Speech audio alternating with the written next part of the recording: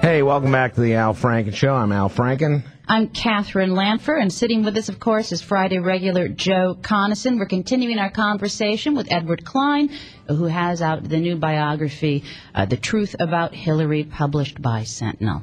And Ed, we want to give you a chance to kind of respond, because I think you might get the feeling it's like 3 against 1, but I got to tell you, Catherine just loves the book. Well, it's good to know. Let me ask you a question, Joe. Sure. I'm sorry, Al. Yeah. Let me ask you a question. Sure. When you asked me on this program and spoke to my publisher, yes, did you tell them that Joe Conason was going to be on? Yes. You did. Well, nobody told me. Well, your publisher should have told you, because I couldn't have emphasized it more. I said, Joe, we must have discussed this. The publisher's name again is Adrian Zackheim. No. I discussed that at great length. Good. Well, he didn't discuss it with me, but in any case, in the interest of full disclosure, don't you think you should tell your audience where Joe has stood on this book, what he's done up to now? We talked about that last week. In full disclosure, we have done that. We really have. Fine. Yeah, and he's not alone. There are critics of the book that are even, like John Podhoretz on the right. He writes, who's a conservative, he writes, "This is one of the most sordid volumes I've ever waded through. 30 pages into it, I wanted to take a shower. 60 pages into it, I wanted to be decontaminated. And 200 pages into it, I wanted someone to drive stakes through my eyes so I wouldn't have to suffer through another word." Now, this is a conservative, and I got to say that it wasn't that bad. Yeah, I've gotten, actually, I have to say, more positive mail from conservatives about my column about this book in The Observer than I have from right-wingers in a long time. But I'm sorry that Adrian didn't tell you, because you should have known that, but that's really your publisher's fault. Okay. Okay. And we were getting back to a question that was asked right before the break about just how conscious you were of putting deception in the book. I don't believe there is deception in the book, and if I've left out, as I said in ellipses, I'm sorry. I certainly didn't intend to. Okay.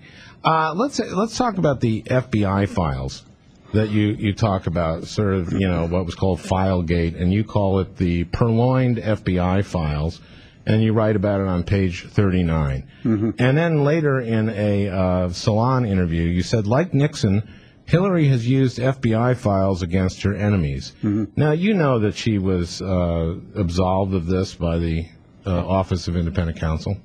Well, shouldn't you have written about that? Shouldn't you have given that information to your It's still my belief and contention that Craig Livingston was responsible for taking those files, and that he was operating under direct orders from Hillary.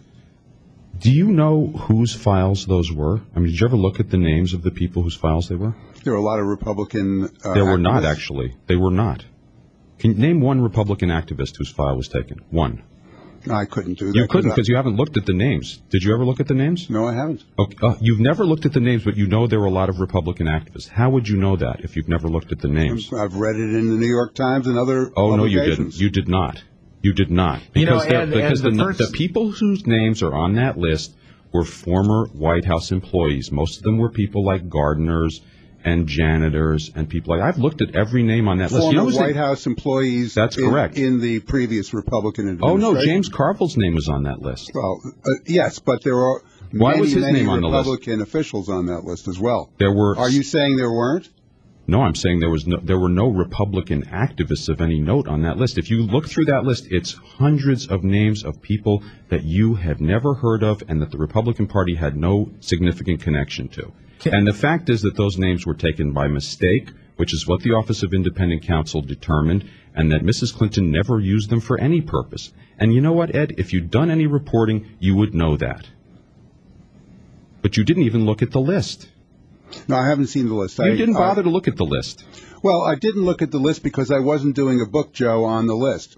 I was doing that was one paragraph in a 300-page book, and it was a summary of what the charges, if you recall, were against her. You've been going on like talking to in interviews saying, like Nixon, Hillary has used FBI files against her enemies. Now that's a very serious charge. How about the Internal Revenue Service? Don't change the subject, Ed. Oh, wait a minute. I ask you, let's address Why can't we talk about various organs of the government? I want you to answer. Because you can't answer the question, that's why. Because I want you to answer one question at a time. Like Nixon, Hillary has used FBI files against her enemies. I think that's a very, very serious charge. Would you characterize that as a serious charge? I Ed? certainly would, and I would say that there are many publications who have said the exact same thing. Name one that has any. The New York Times, for one. Said the Washington no, it Post, never. for two. Baloney. The New York Times. You mean William Safire wrote that? Is that who you're talking about? Because he had no evidence for it either. Well, you think Sapphire is a congenital liar? I do. I think I've said it many times in print. He said a lot of things about Hillary Clinton that were totally wrong. He predicted that. You know what? Let's move on to she would be something. indicted and said he would eat crow if she wasn't, and she wasn't. Well, and he did eat the crow, and I saw it. Okay, let's turn to page 188 and Sua Arafat and the hug and Hillary's step-grandfather. Would you like to correct the record on that? Yeah, one should have gone before the other, and that was a mistake. Okay, now, what was the significance of that mistake, do you think? Well, I think that Hillary was trying to position herself with the Jewish voters in New York. I think we can all agree on that. But what you said was... Unlike every other politician. Yeah. What you said... Well, she had a particular problem, which was that she was perceived by many Jewish voters, I think Mr. Coniston even would admit to this, as not being sufficiently pro-Israel. Well, but what you do is you try to draw a cause and effect. You say that... I said that was, in fact, a chronological mistake. She discovered her grandfather, great-grandfather, grandfather, step-grandfather had been partly Jewish, then she went to the Middle East. That's true. Let me read what you wrote. At the end of Mrs. Arafat's speech, Hillary applauded enthusiastically, then gave Sua Arafat a big hug and kiss. Is that true?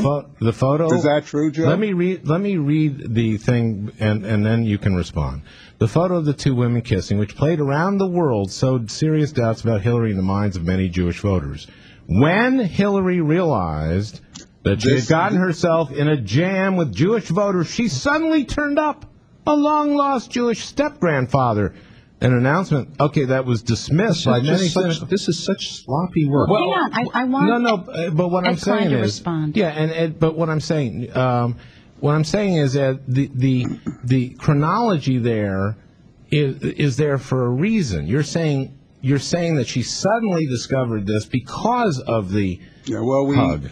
This is a chronological mistake in the book, and I've admitted to it. Okay. How about the LAX thing, the haircut that supposedly held up traffic at LAX? Mm-hmm. Now, you know that's not true, right? I don't know that's not true. Again, because you didn't do any reporting. That story was debunked at the time that it came out 12 years ago. I mean, it's just astonishing to me how little work was put into this book in terms of actually trying to establish whether any of the stuff that you've written here is true. So you're saying, Joe, that